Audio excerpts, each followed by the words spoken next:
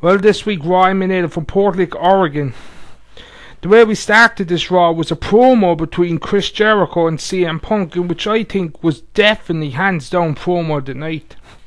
I know a lot of people are going on about Rock and Cena, and I will get to that, don't worry, and I'll tell you why I think that wasn't promo of the night.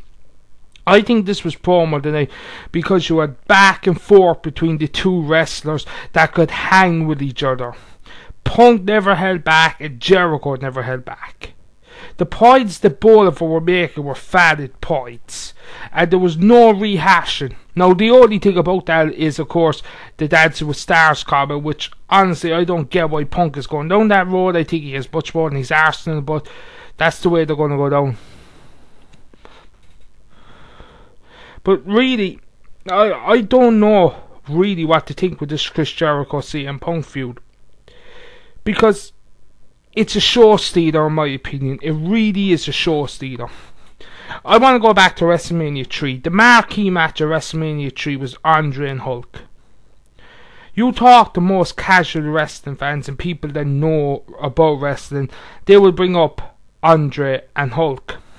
But you talk to people that love wrestling and love the sport of professional wrestling, they will go on about the Intercontinental title match that night of Macho Man Randy Savage and Ricky the Dragon Steamboat, an absolute clinic. Now, in my opinion, I think Jericho and Punk could do that. I think Jericho and Punk could go into WrestleMania with not much support from the WWE side, and I know people are going to say it's a title match. Come on, it'll open up the fucking show on a Raw. Why wasn't it at the hour mark? It opened up the show. This tells you the WWE behind it is not putting any thought or credibility into their title matches this year, because they're going to focus too much on Rock and Cena and Hell in a Cell. Nothing wrong with that. They're your money matches. They're your marquee matches. Like, more people are going to order the pay-per-view for them two matches than the two title matches. But wrestling fans are in for an absolute treat at WrestleMania, because I think you have the potential there of having an absolutely 5-star match between Chris Jericho and CM Punk. And then we kicked into the first match of the evening, and it was Daniel Bryan versus CM Punk. This match, though, this is the third time this is after happening, and we have yet to see a hands down winner. Yeah, Daniel Bryan won the first one, we know, but that was through interference with Chris Jericho. Second one was no contest, and again on Monday Night Raw this week it was no contest. I want to see these guys have a full match. I want to see these guys go 25-30 minutes and have a good match. If you don't believe me, check out their stuff from Ring of Honor. It is this good, if not better. Like, it's not going to happen in WrestleMania Extreme Rules, because I think Extreme Rules you will get to follow with Chris Jericho and CM Punk and probably Sheamus, Daniel Bryan, even though that could be turned into a triple threat with Randy Orton. But after that, the draft could be a great time to move probably Daniel Bryan to Raw, or move CM Punk to SmackDown. Now, I know a lot of people are not going to be favour of CM Punk going to SmackDown, but you're never going to be the top guy on Raw if John Cena's there. If he went to SmackDown, Punk could be the top guy on that brand. He's never ever going to get it on Raw. Never. I don't care how much you say he's the best in the world. I don't care how much we respect him as wrestling fans. He is never ever going to take that torch from Cena. Especially with Cena and The Rock going to go down. Cena's going to come out of this feud, will lose or draw, with tremendous momentum, tremendous media appearances, and he's going to be elevated to a next level. So, sorry, but Punk is not going to be your top guy on Raw. Straight out not. So if he moves to SmackDown, he can, for a year or two, become a bigger star. Because let's face it, when Cena wants the belt back, Cena's getting the belt back. The only reason Punk is holding this long is because Cena is going into a match with The Rock. Simple as that. I love Punk. I love Punk back to the straight edge society. But honestly, the only reason the man has held the WWE title this long is because Cena is feuding with The Rock. If Cena was not feuding with The Rock, Cena would be champion or would be challenging for champion. So my point is that at the draft, I would not be surprised one bit if CM Punk gets drafted to SmackDown. And anyone that thinks that Cena will get drafted to SmackDown is a fucking idiot. This match then ended with another confrontation between Big Johnny and Teddy Long. You know, I tell you, I'm actually really enjoying this feud. I think it's funny. And that's what people are really missing from wrestling these days, is that the stuff is supposed to be fun. Not everything is supposed to be a balls out shoot serious promo. And then we moved into when CM Punk was at the top of the ramp celebrating. I think there was a bit of mix up because he actually said to the cameraman, wait for this. Chris Jericho attacked him, suplexed him on the ramp, and then put him into a vicious Walls of Jericho. I think the new way he's doing the Walls of Jericho looks vicious.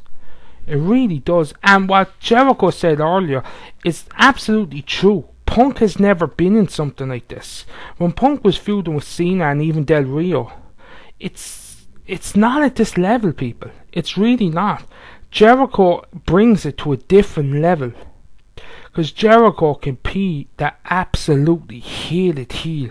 He can do stuff like even at Portland. There wasn't that much Y2J chance. Jericho knows how to get even the smart marks to boo him. He's just that God-given heel. Not much people can do it. Austin was probably one of the greatest performers of all time. The man couldn't go heel. He tried it, but it was a fail. Jericho came back on January 2nd and was cheered over the building. So no one can tell me that Jericho can't do face. But yet then when Jericho came back and wanted to go heel, within 2 months the whole crowds are booing him now. So that's how good of a performer Chris Jericho is. After that then we had a video recap that was played. I think it was the Raw after WrestleMania last year of The Undertaker and Triple H. They just rehashed it, and if you don't believe it, go back. CM Punk is in Nexus gear. That's pretty obvious. And I just don't get it. Like, Triple H was in the building because he came out later and pedigreed The Miz. So why couldn't you have him come out and colour promo on The Undertaker, or even do something in the back where he dresses it? Why rehash that? We know how good the match was last year. We know how good it was. We don't need to be reminded. After that then we went to... Look, I'm sorry about this, but come on. We went to a Divas match between Kelly and Nikki Bella. For God's sake, like, is this really the best women wrestling they have there? Like, you have Natalya doing on, you have Beth Phoenix now doing on, you have Carmen that came back at the Royal Rumble. Okay, she's not ready to compete yet, but you can have her just destroy people. Like, that was embarrassing this Monday night, and it's been embarrassing for weeks. Like, if I was a young woman that wanted to become a professional wrestler and I'm seeing the state of it now, I don't know why women are getting involved in it. Yeah, you can say love with the business, but like, if you're a man trying to make it in wrestling, your goal is to make it in WWE. Point in fact, like, anyone that says that they wouldn't take a contract from Vince McMahon is lying to you. But like, if you're a woman and you're looking at the crap that's going on now, that's not going to motivate you to become a top diva. You know, the days of Trish Stratus and Lita are long gone. And it really is going to be a pity, because I can really see it going down to WrestleMania, Kelly and Eve. I really can see it going that way.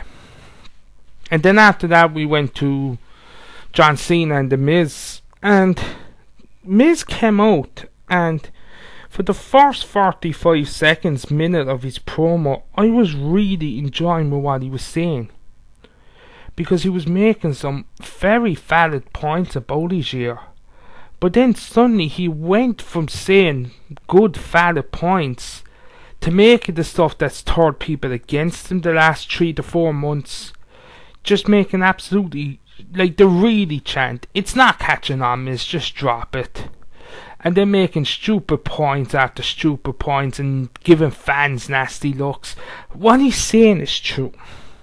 The Miz has worked as much as any wrestler in the back. The Miz is as media welcoming as a wrestler that I can remember in a long time. The media have just gravitated to him. And everyone might go on about the real world, but come on, the real world was 8 years ago. He's not getting like the media for that. It's that he's able to represent the company well, he's able to talk well, and he can present himself very well.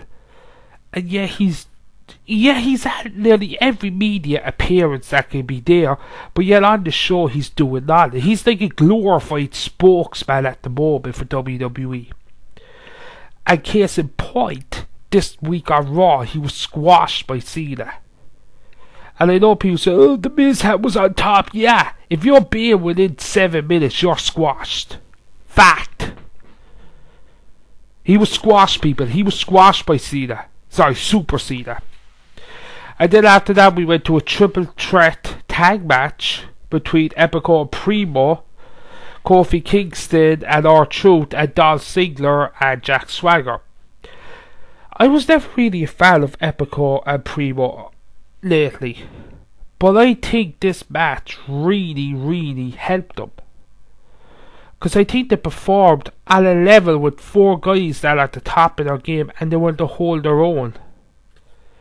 The big problem with this was the end, when Jacobs, his name is Kane, I know, but I always just call him Jacobs, just came out. And why destroy the tag division like that? I know people will say, oh, he's a monster, but like, no one should be able to destroy 6 people like that. Come on, it's just stupidity. It's just destroying the tag division. It's not the first time WWE have done this, and it's not the last. And then we go in to the final contest of the night, which was Sheamus and Big Show defeating Mark Henry and Cody Rhodes. What can you really say about this match? It was just a spot match. They all did their big moves. Cody Rhodes ran away from Big Show again. I don't see them touching until WrestleMania, I'll be honest. I see Cody always legging in, showing them embarrassing videos are absolutely hilarious. They really are. Whose ever idea that was, top notch, because it really is funny. Well, that's where I'm going to actually leave it now at this video, my first video, and on part 2 I'm going to discuss The Rock and John Cena in depth, because I think that deserves a video of its own, because there's a lot to discuss. I'm also going to discuss WrestleMania news and SmackDown spoilers as well. You don't have to listen to the spoiler part. It will be pretty clear when I'm going to start giving SmackDown spoilers, because I know not a lot of people like the spoilerettes. But that will be part 2. It's just a very interesting time in WWE. There's a lot of stuff going on, and it's not just Rock and Cena, and I hope people don't forget that. I hope people remember that other people are really trying their ass off for WrestleMania, and I hope people like The Miz, Dolph Ziggler, Kofi Kingston, I hope these people get on the card in respectable matches. I hope there's just not some tag match thrown together, which there probably is going to be now, but I hope they get respectable matches at WrestleMania. So part 2 should be up within the next few hours, and it will just primarily focus on John Cena and The Rock and some WrestleMania news. There's not much, but there is a couple of bits there, and SmackDown spoilers. So yeah, check it out if you can, and thanks for listening. Don't forget to follow me on Twitter. I am at The Awesome Truth, and I hope you're enjoying the road to WrestleMania.